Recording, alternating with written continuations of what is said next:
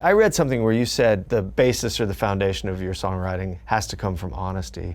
I've always felt like you had to be honest with writing songs as if you're having a conversation with somebody, you know, like how do you expect them to believe what you're saying if you don't believe what you're saying either, you know?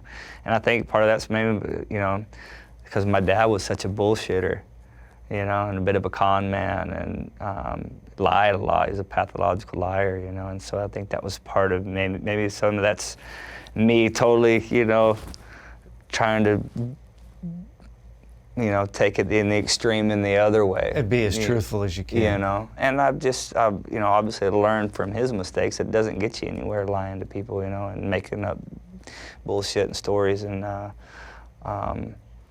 for me, just personally, I've just felt like that's been the only way I've really connected with people. It was like through an honest kind of story, you know. And so with the songs, to go out every night and play them on stage in front of complete strangers every night over and over in different cities and different towns, it's like, even if that person doesn't like the song, and it's not their kind of music, or they just don't, you know, care for it or whatever, I can't say that it's not honest, or it's not something that I really feel or that I go through, you know, or that I've been through or something like that. And it means something to me, and it gives me a feeling of maybe that from the beginning of how I talk about how it's therapeutic and it's like kind of getting things off my chest. And so there's still that element of why I do it in the first place and why I continue to do it. And I think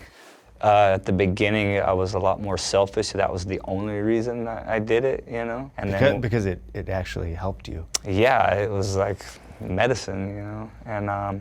And then when people started wanting to hear the songs and were enjoying them, and I could go to a bar and make $100 in tips, and it became a way of me not having to go dig ditches for somebody all week long, you know, making minimum wage. Right. You know. Yeah. So all of a sudden I'm like, fuck.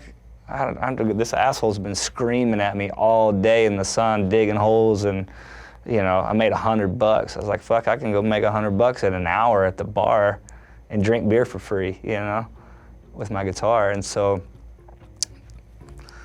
that didn't take me too long to figure out that the guitar felt a lot better in my hands than that shovel.